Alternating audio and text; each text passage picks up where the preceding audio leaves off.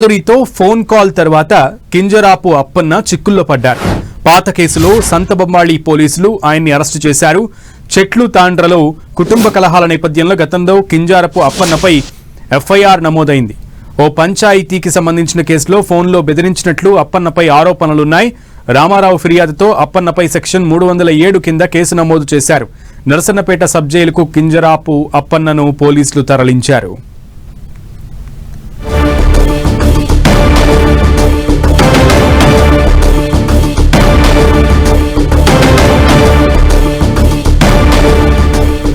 ఇదే అంశానికి సంబంధించి మరింత సమాచారం మా ప్రతినిధి బాలు అందిస్తారు. బాలు. సునీల్, దివ్వల మాదిరి కాల్ వ్యవహారం రాష్ట్ర వ్యాప్తంగా సంచలనంగా మారిన నేపథ్యంలో ఆ తర్వాత తనపై హత్యాయత్న ప్రయత్నం జరుగుతుందంటూ దువ్వాడ శ్రీనివాస్ కొంత హడావడి చేశారు. ఆ తర్వాత ఎస్పీకి కూడా కంప్లైంట్ చేశారు. కంప్లైంట్ చేసిన తర్వాత ఎవరైతే తన అనుచరుడు అప్పన్న కింజరాపు అప్పన్న ఎవరైతే ఉన్నారో అప్పన్న మిస్ అయ్యారంటూ ఆమె భార్య 2 రోజులుగా పోలీస్ స్టేషన్ చుట్టూ తిరుగుతుంది.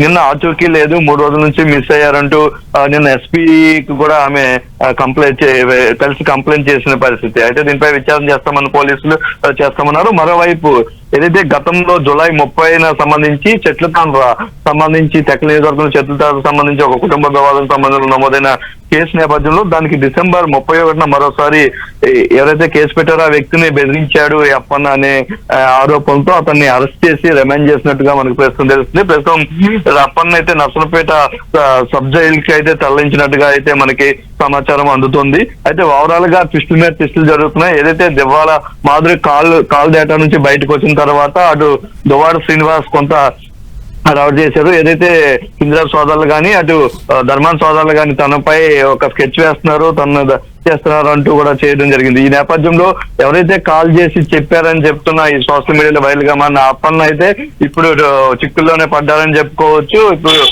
పాత కేసులు తిరగదోడి అతన్ని అరెస్ట్ చేసినట్టుగా తెలుస్తా ఉంది. సునీల్. ఓకే బాలు.